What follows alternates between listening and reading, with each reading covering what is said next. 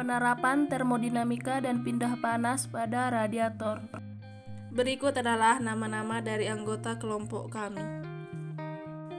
Termodinamika adalah ilmu yang mempelajari hubungan antara energi dan kerja dari suatu sistem.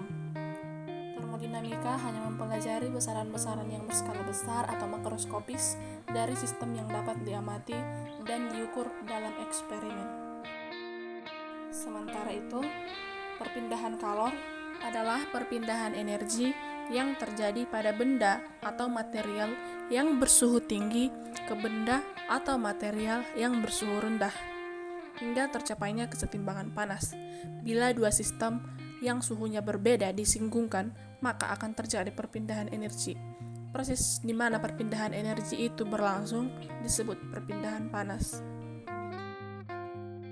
Radiator merupakan sebuah alat pendingin dengan menggunakan media air yang dapat memindahkan energi panas dari satu perantara ke perantara lain. Radiator merupakan komponen utama sistem pendinginan air pada kendaraan yang berfungsi untuk mendinginkan air pendingin yang telah digunakan. Radiator menerapkan hukum termodinamika 1, yaitu bahwa jumlah seluruh energi dari produk-produk suatu reaksi adalah sama dengan energi total dari zat-zat yang memasuki reaksi atau reaktan. James R. Welty berpendapat mengenai hukum termodinamika 1 bahwa jika terdapat siklus dalam sistem panas total yang ditambahkan pada sistem sekitarnya, maka akan berbanding lurus dengan kerja yang dilakukan dari sistem ke lingkungan. Komponen pendukung radiator. 1. Termostat. Komponen ini memiliki fungsi untuk mempercepat terjadinya suhu kerja pada mesin saat mesin masih dingin, dan juga berfungsi untuk mempertahankan mesin selalu pada suhu kerjanya. Termostat bekerja dengan cara memanfaatkan tekanan yang disebabkan oleh fluida atau cairan panas dari dalam jaket pendingin mesin. Ketika tekanan naik, gas pada termostat akan tertekan dan membuka saluran menuju radiator, sehingga fluida panas tersebut akan masuk ke radiator dan didinginkan. Fluida dingin dalam radiator masuk ke jaket pendingin dengan cara menekan vakum valve termostat. 2. Tutup radiator. Komponen ini berfungsi untuk menutup tangki radiator dan mengeluarkan panas dari uap yang berlebihan.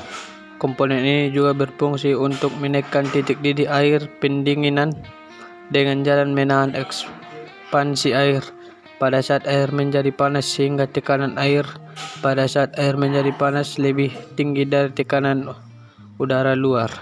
Tekanan pada tutup radiator ini dirancang mencapai pada suhu 120 derajat Celcius. Tutup radiator juga akan menambah air jika dalam sirkulasi tersebut terjadi kekurangan cairan. 3. Pompa air atau water pump.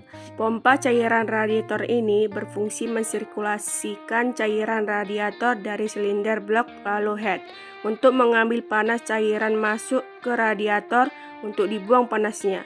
Pompa ini mensirkulasikan air pendingin dengan jalan membuat perbedaan tekanan antara saluran hisap dengan saluran tekanan yang terdapat pada pompa. Pompa yang umumnya dipakai adalah tipe sentrifugal. 4. Kipas pendingin.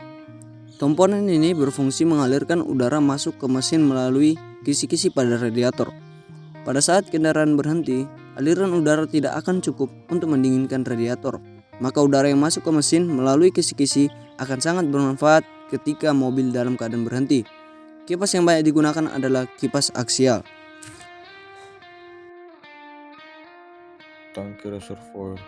Sistem pendingin radiator dilengkapi dengan tangki reservoir. Tangki ini dihubungkan ke radiator melalui selang overflow. Tangki ini diletakkan dekat dengan radiator untuk menjaga agar volume air pendingin yang ada pada radiator tetap dalam keadaan stabil. Prinsip kerja dari tangki reservoir adalah bila suhu air pendingin dalam radiator naik, maka air akan mengalir dari tangki reservoir ke dalam radiator dan akan mengalir kembali ke dalam tangki reservoir bila suhu air dalam radiator turun. Mekanisme pindah panas radiator.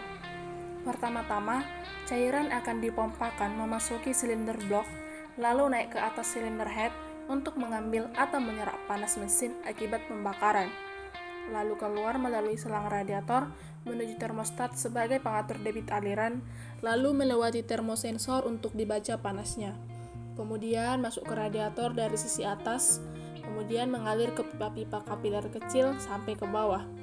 Panas mesin ini berpindah ke cairan melalui proses konveksi, lalu merambat ke dinding-dinding pipa-pipa kecil radiator, dan terjadilah perambatan konduksi ke seluruh kisi-kisi. Lalu dari kisi-kisi akan menyalurkan panas ke udara sekitar, bahkan saat suhu udara panas, udara akan dipaksa oleh kipas untuk bertumbukan dengan kisi-kisi radiator.